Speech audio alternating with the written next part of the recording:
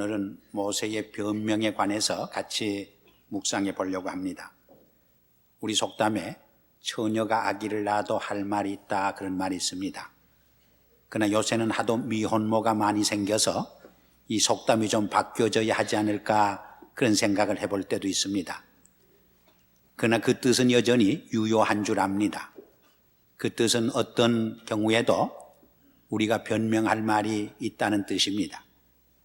모세에게도 변명할 말이 많이 있었던 것을 성경은 우리에게 보여줍니다. 흔히 모세의 생애를 세 단계로, 세 시기로 나누어 설명합니다.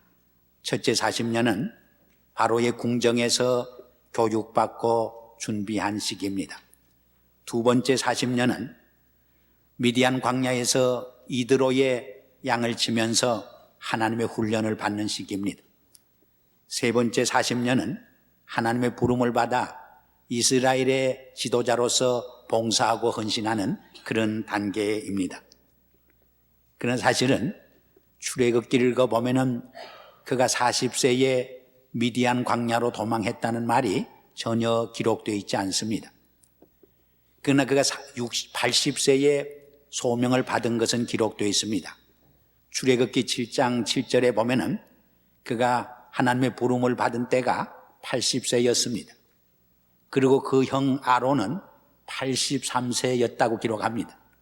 그러니까 모세보다 아론이 3살 위에 있었던 것을 알 수가 있습니다. 그리고 모세가 120세까지 살았다는 이야기는 신명기에 기록되고 있습니다. 그렇다고 하면 40세에 그가 미디안 광야로 나갔다는 말이 어디에서 온 것입니까? 우리가 사도행전 7장 22절과 23절 읽어보면 스데반의 설교 가운데 이 모세가 나이 40대에 자기 형제들을 위해서, 민족을 위해서 일할 마음이 생겼다고 기록해 주고 있습니다.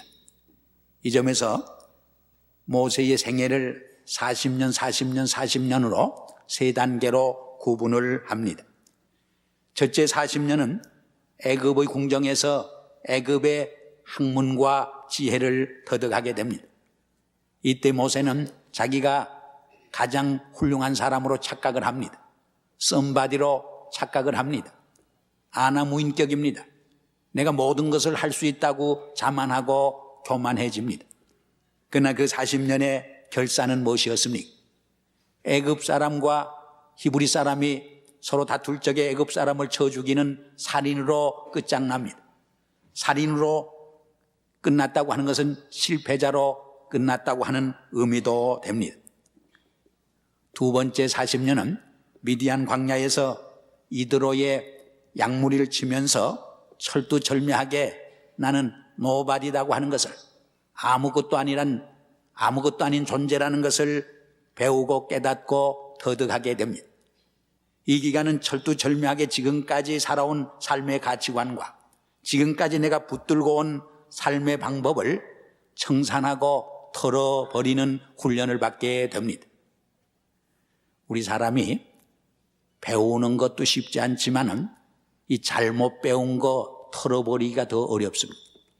예를 들면은 담배 피우고 술 마시고 그리고 도박하는 일 배우기는 쉽습니다.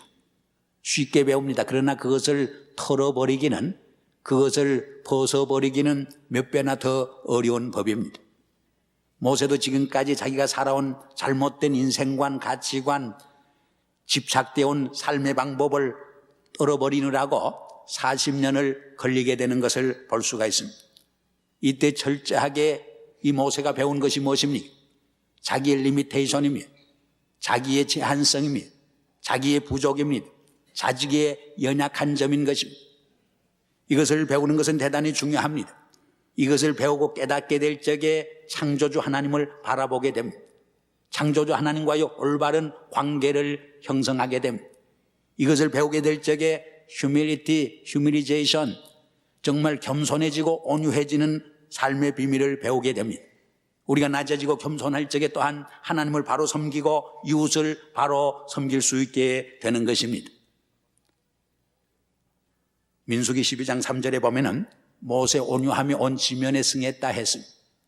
우리 베드로전서 5장 5절에 보면은 겸손으로 허리를 동이라 사도 베드로가 말합니다. 하나님께서는 교만한 자를 물리치시고 겸손한 자에게 은혜를 주시기를 기뻐하신다고 했습니다. 잠언 3장 34절에도 진실로 하나님은 거만한 자를 비웃으시며 겸손한 자에게 은혜 베푸신다고 말씀하고 있습니다.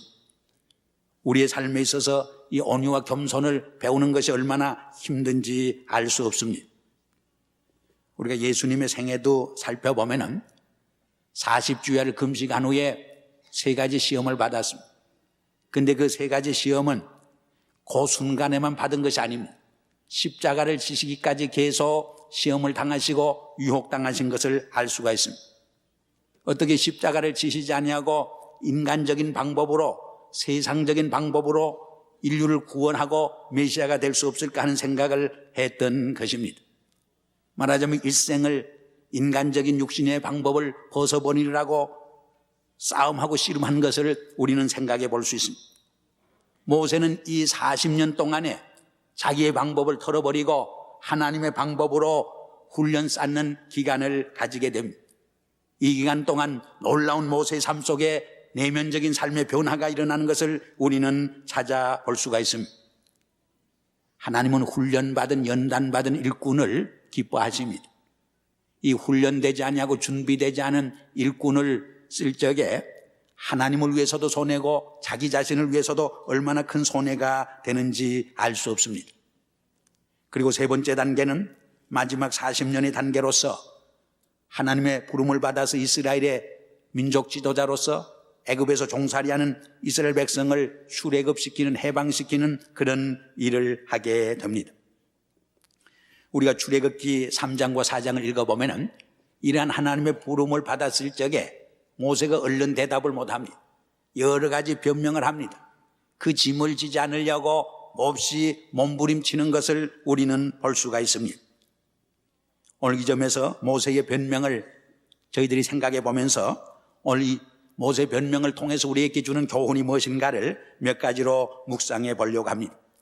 먼저 우리 출애굽기 3장 11절을 같이 읽었으면 좋겠습니다. 첫째 변명입니다. 출애굽기 3장 11절 성경을 좀 펴놓으시길 바랍니다. 같이 읽겠습니다. 모세가 하나님께 고하되 내가 누구간데 바로에게 가며 이스라엘 자손을 애굽에서 인도하여 내리까 이렇게 말씀합니다. 어떤 의미에서 모세는 바로에 대해서는 배신자입니다. 또 살인자입니다. 또 어떤 의미에서 실패자입니다. 이러한 주제에 내가 어떻게 바로 임금님 앞에 가서 서고 또 이스라엘 백성 앞에 가서 설 수 있겠느냐 하는 그런 변명입니다. 우리가 하나님을 섬길 적에, 주님을 섬길 적에 하나님만 바라보고 주님만 의지해야 하는데 자칫하면 사람을 바라보기 싫습니다. 인간을 의식하기 싫습니다.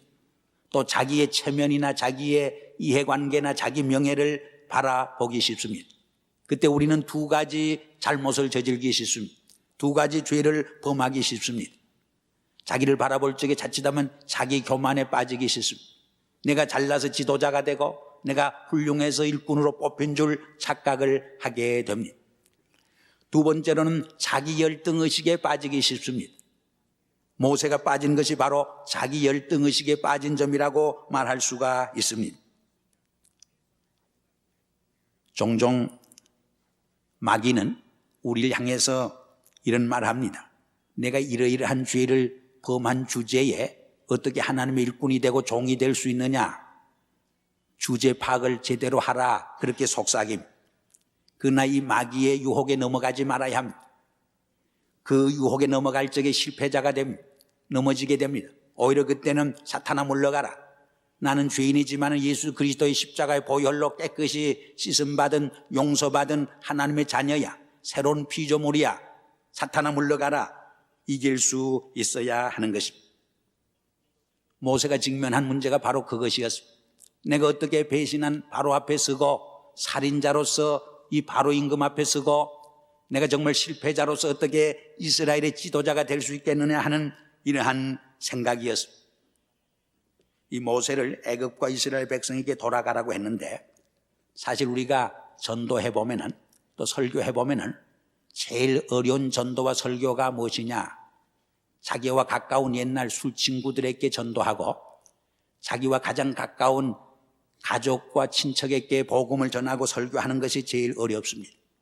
왜냐하면 우리를 너무나 잘 알기 때문에 속으로는 잘한다, 잘한다, 웃기지 말라, 비웃을 수가 있다 그 말이. 그래서 존 스타트도 그런 말 했어요. 자기 가족에게 은혜를 끼칠 수 있는 설교는 가장 훌륭한 설교다. 자기 가족에게 은혜를 끼칠 수 있는 설교는 가장 성공적인 설교다. 그런 말을 했는데 일리가 있다고 생각을 합니다. 모세도 옛날 자기가 자라난 바로 궁정 앞에 서려고 했을 적에 그는 용기가 나지 않았습니다. 그래서 뺑소니를 쳐보려고 여러 가지로 변명을 하게 된 것입니다. 그러나 그러한 모세의 변명에 대해서 하나님은 뭐라고 말씀했습니까? 내가 정녕 너와 함께 있으리라. 그래서 내가 이스라엘 백성을 애굽에서 정말 해방시켜서 이 산에서 나를 섬기리니 그것이 하나의 보증이 될 것이라고 격려를 하게 됩니다. 하나님께서는 우리를 세상 속으로 보낼 적에 우리 홀로 가지 않게 합니다. 늘 하나님께서 함께 해주십니다. 성령으로 우리와 함께 역사해 주십니다.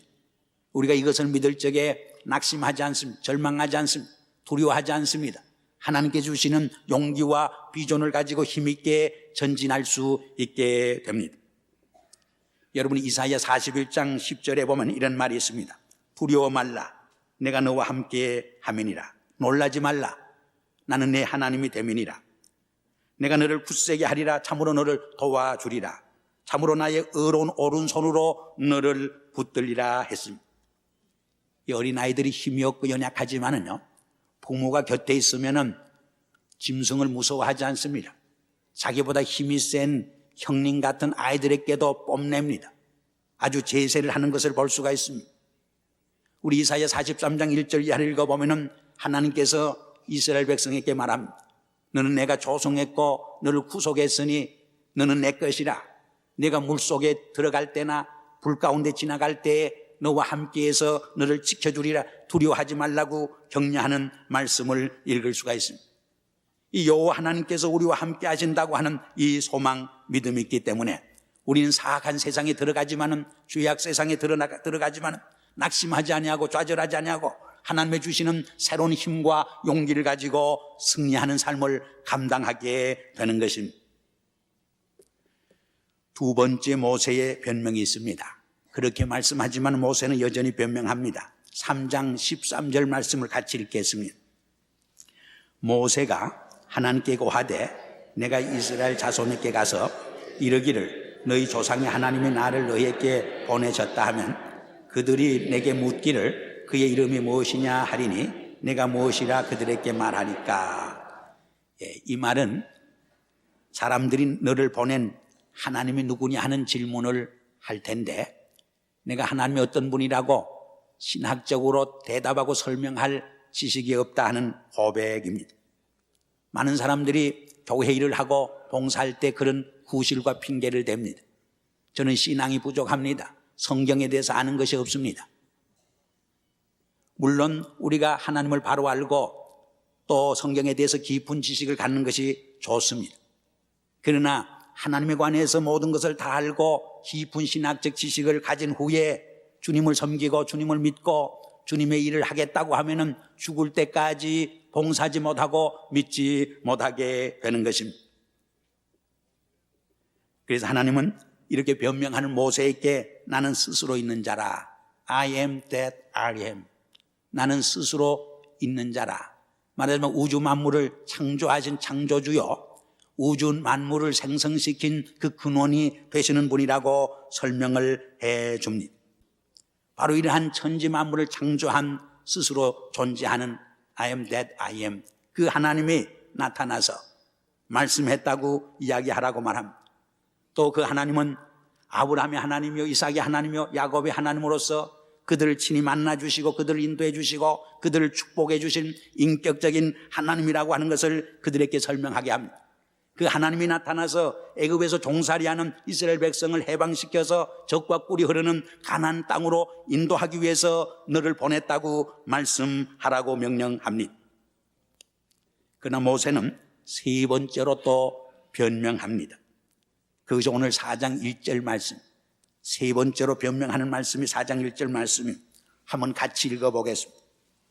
모세가 대답하여 가로되 그러나 그들이 나를 믿지 아니하며 내 말을 듣지 아니하고 이르기를 여호와께서 내게 나타나지 아니하셨다 하리이다. 무슨 말입니까? 이 많은 크리스찬들이 하나님을 믿고 주님을 섬길 적에 하나님의 말씀보다 제 생각을 앞세웁니다. 자기가 생각하고 있는 선입주견, 자기가 갖고 있는 그 관념으로서 하나님을 섬기고 결론을 내려고 합니다. 오늘 우리가 예수를 믿고 하나님을 섬길 적에 내 선입주견으로 믿고 주님을 섬기려고 하기 때문에 스스로 고생하고 잘못된 길로 빠져들 때가 많이, 하나님을 내 머릿속에서 만들어낸, 내 머릿속에서 만들어낸 하나님을 섬기고 믿을 적에 그 여호와 하나님은, 그 머릿속에서 내가 만들어낸 그 하나님은 나를 구원하고 도와주고 축복할 수 없는 무능한 하나님이 되어지는 것입니다. 그러므로 주님을 따르고 섬길 적에 내 선입주견이나 고정관념을 버리고 하나님의 말씀에 순종하는 것이 얼마나 중요한지 모릅니다. 이렇게 변명할 때 여호와 하나님은 모세에게 무슨 말을 한지 아십니까? 내 손에 있는 것이 무엇이냐 물었습니다. 모세는 지팡이가 있다고 말합니다. 그 지팡이를 던지라고 말합니다. 그때 뱀이 되었습니다. 그 꼬리를 잡으라고 말합니다. 이 뱀을 잡을 때는 머리부터 잡아야 안전하다고 합니다. 꼬리부터 잡으면 물릴 위험성이 있다고 합니다. 그런데 하나님께서 모세에게 꼬리를 잡으라고 하는 것은 그의 순종을 테스트한 것이라 그렇게 해석하는 분도 있습니다. 모세가 꼬리를 잡았을 적에 다시 지팡이가 되었습니다. 이것은 무엇을 의미하는 것입니까? 뱀은 사탄을 말합니다. 악의 세력을 말합니다. 악의 세력인 애굽을 징벌할 것을 하나님께서 모세에게 말해 준 것입니다. 다시 내 손을 품속에 넣으라고 말합니다. 품속에 넣었다 빼니까 문둥병 손이 되었습니다. 다시 그 손을 품속에 다시 넣으라고 합니다. 넣었다 빼니까 여전히 깨끗하게 치유가 되었습니다. 그것은 무엇을 의미하는 것입니까? 애굽에서 종살이하면서 상처 입고 정말 진물이 나고 그리고 죄악으로 만신창이 되어버린 이스라엘 백성을 여호와 하나님께서 치유해 주시고 구속해 주시겠다고 하는 약속을 보여준 것입니다. 그래도 믿지 않으면 하수에 물을 좀 떠서 육지에 부으라, 그리하면 그것이 피가 되리라고 말합니다. 이것은 그 후에 하나님께서 바로를 쳐서 바로의 군병들이 다 강에서 죽게 될 것을 상징하는 그러한 기적이었습니다. 오늘 이 시간 우리에게도 우리 손에, 너희 손에 든 것이 무엇이냐고 묻습니다. 그것이 적은 시간일 수가 있습니다. 그것이 적은 재물일 수가 있습니다. 그것이 나의 적은 탤런트요 은사일 수가 있습니다. 그것이 우리의 경험일 수가 있습니다. 심지어는 그것이 실패에 쓴 경험일 수도 있습니다. 그러나 그것을 주님께 바칠 적에, 드릴 적에 그것을 통해서 하나님은 위대한 기적을 창출해 가시는 것을 우리는 알고 있습니다. 한 소년이 오병이어를 가지고 있었습니다. 그것을 주님께 바쳤을 적에 주님께서는 그것을 위하여 축복 기도를 드린 후 나누어 줬을 적에 5,000명을 먹이고도 12강조리가 남는 큰 기적을 행하셨습니다. 이 여호와의 능력을 믿을 적에 우리가 두려워할 것이 없습니다. 이 여호와의 능력의 손이 우리와 함께 할 적에 우리는 무서워할 것이 없다고 하는 말입니다. 사실 인간의 노력은 제한되어 있습니다. 아무리 농부들이 수고해도 하나님께서 비를 주지 않으니까 가뭄으로 1년의 농사가 다 헛수고로 수포로 돌아갑니다. 다행히 한국의 가뭄 속에서 비를 주셔서 얼마나 감사하게 생각하는지 모릅니다. 우리 인간들이 아무리 탑을 쌓는다고 할지라도 하나님께서 정말 지진을 흔들어 놓고 홍수로 쓸어버릴 적에 모든 인간의 수고가 헛된 것을 우리는 알고 있습니다. 여호와 하나님께서 집을 지켜주시지 않을 적에 집 짓는 자의 수고가 헛되고 여호와께서 함께 해주시지 않을 적에 파수꾼의 경성함이 헛되고 우리가 일찍 일어나고 늦게 누워 수고하는 떡이 다 헛된 것을 우리는 고백하지 않을 수가 없습니다. 오늘 본문에도 모세를 향하여서 그가 변명할 적에 누가 사람의 입을 만들었느냐 반문합니다. 오늘 이 네 번째 변명은 우리에게 큰 교훈을 줍니다. 어떤 모임에 가보면은 혼자 떠들고 말하는 분이 있어요. 그런데 기도하라, 전도하라면 입이 딱 얼어붙는 분들이 많이 있어요. 그러나 더 중요한 것은 청산유수처럼 기도하는 것보다 서툰 말이지만은 우리 마음에 진실된 그 표현, 우리 마음 깊은 곳에서 흘러나오는 그 한마디를 주님은 하나님은 더 기뻐하신다는 것을 우리는 기억해야 합니다. 제가 이디오피아에 있을 때에 들은 이야기입니다. 어떤 서양 선교사께서 그 나라 말을 겨우 배워서 설교를 하게 되었습니다. 근데 먼 길을 오다 보니까 그 길을 오는 도중에 너무 힘이 들어서 쉬고 또 이렇게 오는데 보면 설교 노트를 잊어버렸어요. 그래서 강단에 올라가서 얼마나 답답한지 그저 눈물을 흘리면서 하나님 아버지 이 죄인을 용서해 주시옵소서, 이 부족한 것을 정말 용서해 주시옵소서 그렇게 기도한 후에 서툰 말로 몇 마디 하고 너무 답답하니까 눈물을 줄줄 흘렸더니 그 교인들이 그 교회에서 그 교회가 시작된 이후에 제일 큰 은혜를 받았다 그렇게 말했다는 이야기. 저도 하도 답답할 때는 가슴을 치면서 실컷 울다가 내려갔으면 좋겠다 그런 생각을 해볼 때도 있습니다. 사실 많은 말보다 무언이 침묵이 위로를 줄 때가 얼마나 많습니다. 어떤 슬픔을 당한 가정을 찾아가서 많은 말을 하노라고 오히려 상처를 줄 때가 얼마나 많습니다. 묻지도 않은 말을 자꾸 하다 보면은 오히려 이웃과의 불화의 관계를 조성시켜 놓을 때가 얼마나 많습니다. 오히려 오해를 만들 뿐만 아니라 인간관계를 해칠 때가 얼마나 많습니다. 그는 그저 한마디 말을 하지 못한다고 할지라도 확 부둥켜 안고 허경을 하면서 눈물을 같이 울어줄 적에 그저 할 말이 없습니다 하고 말할 적에 오히려 그에게 얼마나 큰 위로가 됩니다. 나의 아픔과 상처가 깨끗이 치유되는 그런 경험을 할 때가 얼마나 많이 있습니다. 이사야 50장 4절에 보면 이런 말이 있습니다. 주 여호와께서 학자의 혀를 내게 주사 나로 혼핍한 자를 말로 어떻게 도와줄 줄을 알게 하시고 아침마다 깨우치시되 나의 길을 깨우치사 학자같이 알아듣게 하시는도다. 얼마나 귀한 기도입니까? 많은 말보다 바로 들을 수 있는 귀가 더 축복된 것입니다. 어린아이의 철없는 말씀 속에서도 오히려 하나님의 세미한 말씀을 음성을 들을 수 있는 귀는 오히려 복되다고 하는 말인 것입니다.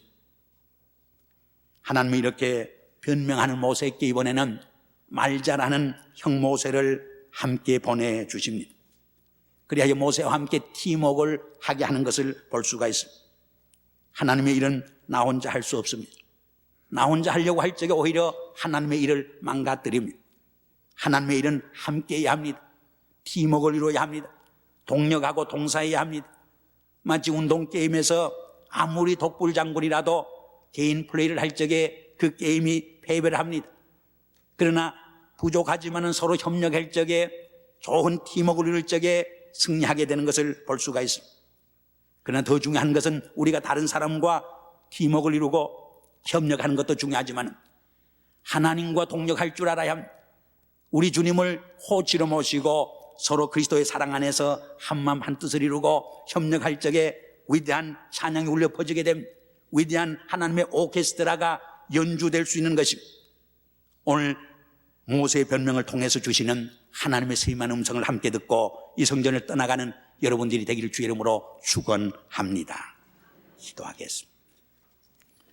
아버지 하나님, 모세는 부름을 받았을 적에 여러 가지로 변명했습니다. 모세의 변명 속에서 우리들 자신의 모습을 들여다보게 됩니다. 아버지 모세의 변명을 통해서 응답하시는 하나님의 음성 속에서 우리를 향한 하나님의 음성을 듣게 하여 주시고 이 어려운 세상을 향하여 다시 한 번 힘차게 나아갈 수 있는 은혜와 축복을 더하여 주시옵소서. 예수 그리스도 이름으로 감사하며 기도드리옵나이다.